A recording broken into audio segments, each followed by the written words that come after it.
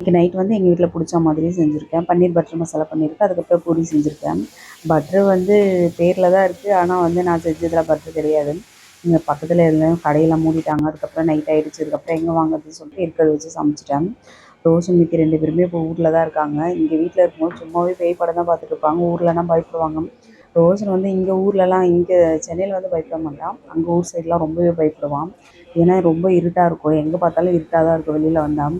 அதனால் பயந்துகிட்டே இருப்பான். என்ன பண்ணுறான் என்னன்னே தெரியல. அத்தை வீட்டில் இருக்கிறாங்க. அம்மா வீட்டில் இருக்கும்போது ஃபோன் பண்ணி பேசுவேன். அத்தை வீட்டில் வந்து அவங்களாம் ஃபோன் பண்ணால் மட்டும்தான் பேச முடியும். அவங்களுக்கு சுத்தமாக டவர் கிடைக்காது. அதனால் நானும் கால் பண்ணவே இல்லை.